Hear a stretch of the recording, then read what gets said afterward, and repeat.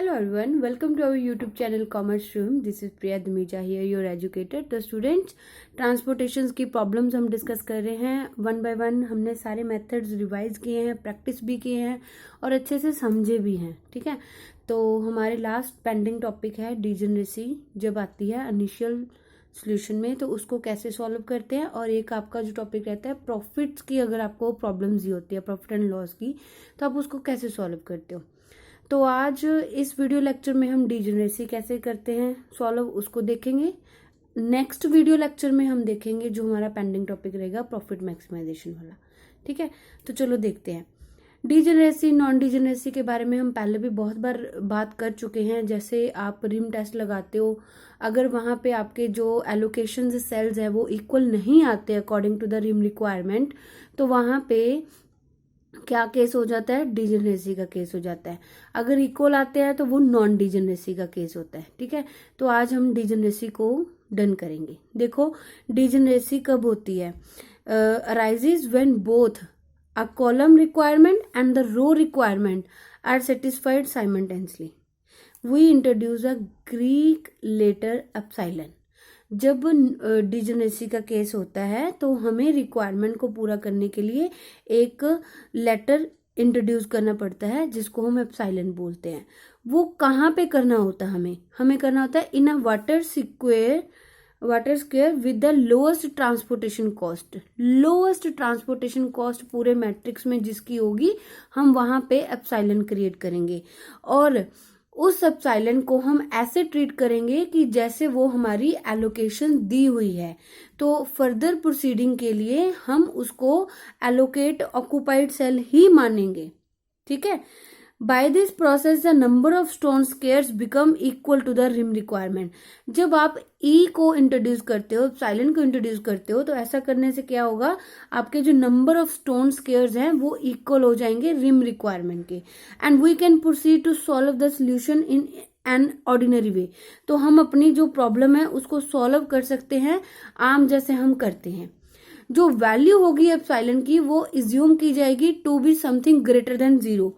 वो greater than zero मानी जाएगी, but which does not affect our mathematical calculations. वो हमारी किसी भी तरीके से मैथमेटिकल कैलकुलेशंस को इफेक्ट नहीं करेगी.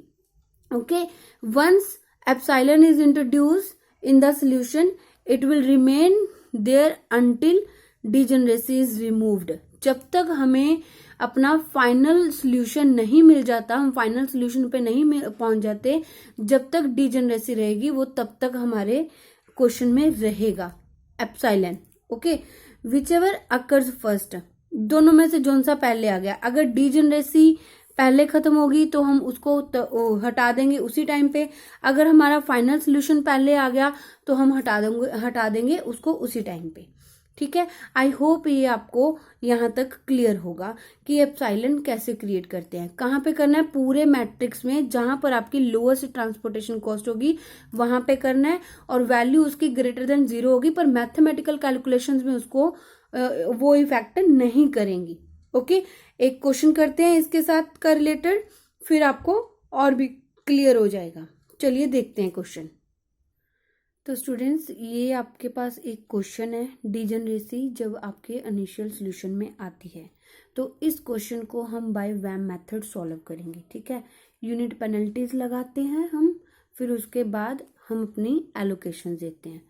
तो ये हम ऑलरेडी डिस्कस कर चुके हैं कि कैसे हम वैम मेथड के साथ यूनिट पेनल्टीज लगाते हैं.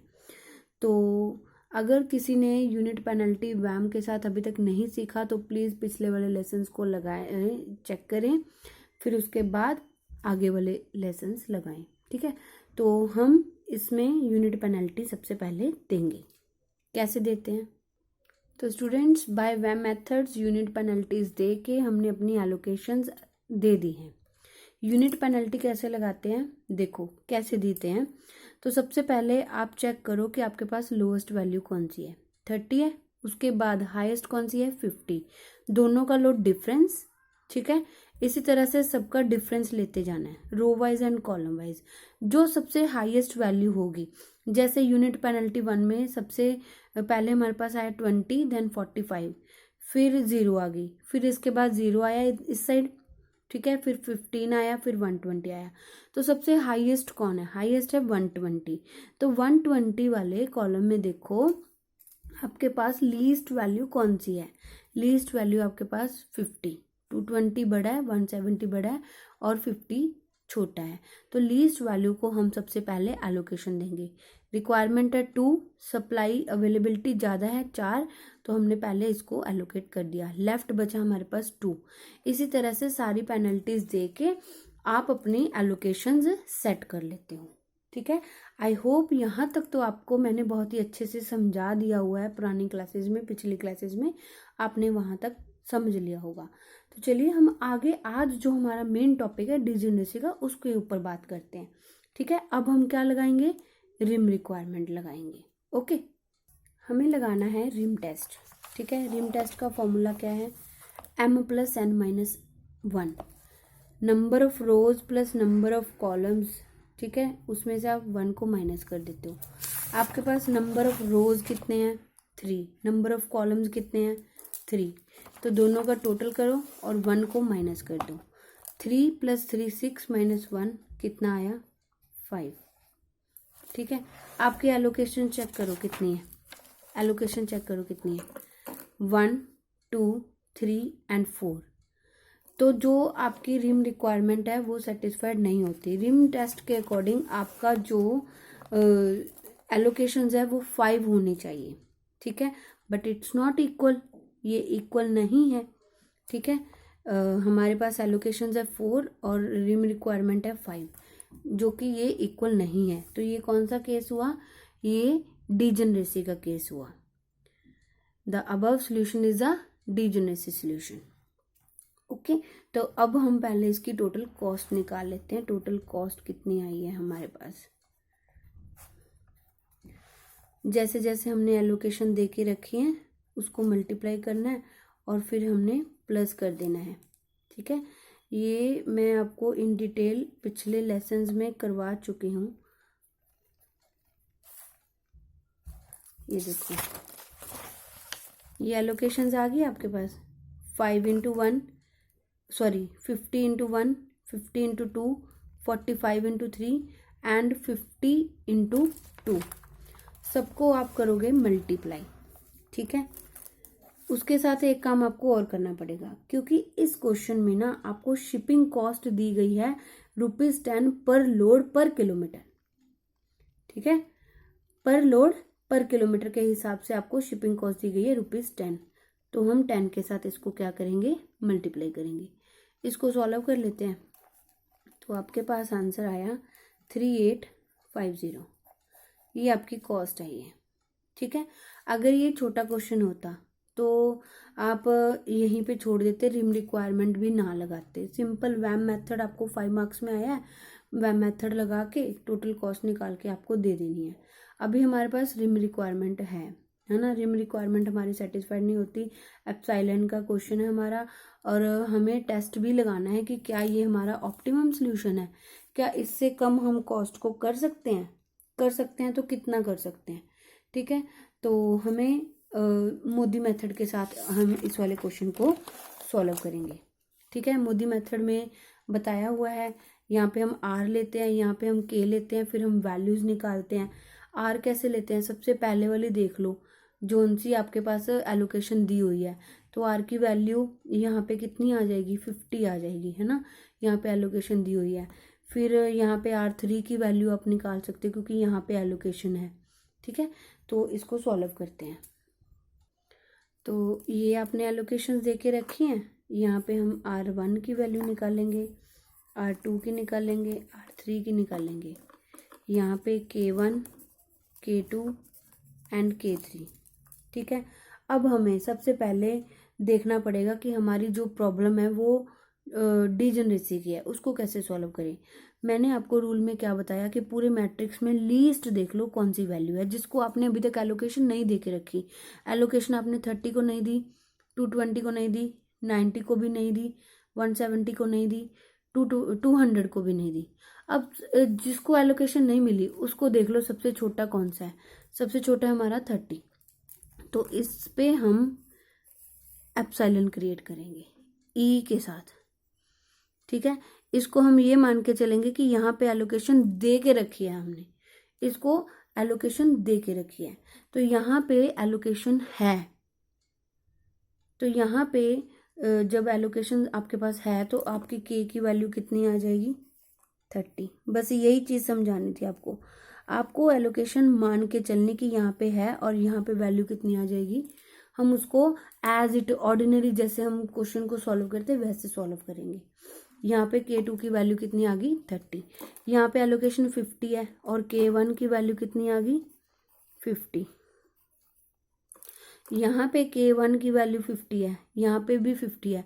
50 माइनस 50, R1 की वैल्यू कितनी आ जाएगी आपके पास, 0। ठीक है, समझ में आ रहा है ना।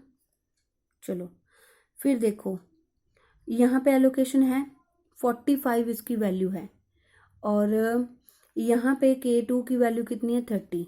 ये भी पता है आपको, K2 की वैल्यू भी पता है, तो R2 की वैल्यू निकाल सकते हो, बिल्कुल निकाल सकते हो। 45 माइनस 30 कितना हुआ आपके पास, 15 R2 की वैल्यू आ गई आपके पास। ठीक है, अब यहाँ पे एलोकेशन है, यहाँ पे एलोकेशन है तो यहाँ से हम वैल्यू निकाल सकते हैं। 50 माइनस 50, तो R3 की वैल्यू भी कितनी हो जाएगी, 0। अब यहाँ पे R3 की वैल्यू आ गई। अब इस वाले रो में आपके पास एलोकेशन है, तो ये आपके पास कितनी वैल्यू है, 50। हमने कॉस्ट जो आपके मैट्रिक्स के अंदर वैल्यू दी हुई है उसमें से माइनस करनी है वैल्यूज। 50 माइनस 0 तो कितना आ जाएगा आपके पास, K3 की वैल्यू 50। K3 की वैल्यू कितनी आ गई, 50।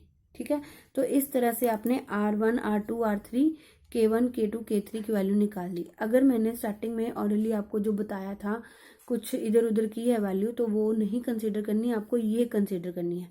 इस तरह से हम एलोकेशंस देते हैं और अपनी R1, K1 की वैल्यूज निकालते हैं। आई होप यहाँ तक आपको सारा क्लियर होगा। चलिए आगे डिस्कस करते हैं। अब हमारा काम क्या है, अब हमने रिजल्ट निकालने, वैल्यूज निकालने। ठीक है, तो यहाँ पर जो हमारी अनएलोकेटेड सेल्स हैं हमने उनकी वैल्यूज निकालनी है। तो सबसे पहले हमारे पास अनऑक्युपाइड सेल कौन सा है, XC, ये वाला, इसकी वैल्यू निकालेंगे। फिर कौन सा है, YA, यहाँ पे भी अनऑक्युपाइड है। फिर कौन सा है, YC, फिर ZB। तो इनकी हम क्या निकालेंगे, वैल्यूज निकालेंगे। अनऑक्युपाइड सेल्स और हमारी अपॉर्चुनिटी कॉस्ट। पहला कौन सा था, XC, फिर कौन सा था, YA, फिर YC, देन ZB। ठीक है, तो इनकी हम वैल्यूज निकाल लेते हैं। तो कैसे निकालते हैं, फॉर्मूला आपको पता ही है। ये जो वैल्यू है ना 220 को हम यूज़ करके, R1 को यूज़ करके और उसके बाद K3 को यूज़ करके हम इसकी अपॉर्चुनिटी कॉस्ट निकाल लेंगे। ठीक है, तो देखो कैसे, 220 माइनस फॉर्मूले के अकॉर्डिंग R1 की वैल्यू कितनी है हमारे पास, 0, और K3 की वैल्यू कितनी है, 50। ठीक है, तो इसको सॉल्व कर लेते हैं। -0 + 50। इसी तरह से YA का निकाल लेंगे, YC का निकाल लेंगे और ZB का निकाल लेंगे। ठीक है, तो 90 - 15 + 50, फिर 170 - 15 + 50, देन 200 - 0 + 30। ठीक है, इसको सॉल्व कर लेना आपने, चेक कर लो। तो XC कितना था, 220, YA 90, YC 170, ZB 200। Values clear है ना, 0, 15, 0, 50, 30 एंड 50। ठीक है, तो इसको हमने सॉल्व कर लेना है। तो सॉल्व करके हमारे पास आ गया यहाँ पे 170, ठीक है, 220 में से 50 चले गए। देन हमारे पास यहाँ पे आ गया 25, यहाँ पे आ गया हमारे पास 105 और यहाँ पे हमारे पास आ गया 170। अब देखो, जब मैंने आपको ये मोदी मेथड टेस्ट करवाया था ऑप्टिमैलिटी को टेस्ट करने के लिए, तो मैंने क्या कहा था कि आपको ये प्रोसीजर तब तक लगाना है जब तक आपकी सारी वैल्यूज पॉजिटिव और ज़ीरो नहीं आ जाती। अब देखो सारी वैल्यूज क्या है, पॉजिटिव है, तो इसका मतलब हमारी जो कॉस्ट आई है 3850, इससे ज़्यादा हम कॉस्ट को रिड्यूस नहीं कर सकते। यही हमारी क्या है, ऑप्टिमम कॉस्ट है। तो अपॉर्चुनिटी कॉस्ट सारे के सारे अनऑक्युपाइड सेल्स की जब पॉजिटिव और ज़ीरो आ जाए, तो जो आपका करंट सोल्यूशन होता है वही आपका क्या होता है, ऑप्टिमम सोल्यूशन होता है। तो हमारा ऑप्टिमम सोल्यूशन, ऑप्टिमम कॉस्ट कौन सी है, ऑप्टिमम सोल्यूशन कौन सा है हमारा, 3850 आंसर यही है बस। ठीक है, अब देखो बाकी क्वेश्चंस की तरह ही हमने इसको सॉल्व किया है सिंपली। अगर ये हम रिम रिक्वायरमेंट हमारी पूरी हो जाती, तो ये वाला जो हमने एप्सिलॉन लगाया ये नहीं लगाते। ठीक है, डिफरेंस बता रही हूँ, ये इस क्वेश्चन में खास क्या है, एप्सिलॉन नहीं लगाते। अब अगर हमने एप्सिलॉन लगा लिया है तो यहाँ पे हमने ये मान के चलना है कि ये ऑक्युपाइड है। ठीक है, अगर देखो यहाँ पे ई नहीं लगाते हम, तो हम एक्स बी की भी वैल्यू निकालते इस तरह से, जैसे हमने यहाँ पे निकाल लिया ना, तो उस तरह से हम एक्स बी की भी निकालते। अभी हमने नहीं निकाली एक्स बी की, क्योंकि यहाँ पे मैथमेटिकल वैल्यू चाहे नहीं हो, लेकिन फिर भी हमने अल्फाबेटिकली ई वर्ड एप्सिलॉन को हमने यहाँ पे लगाया है, तो हम इसको मान के चलेंगे कि ये हमारा ऑक्युपाइड सेल ही है।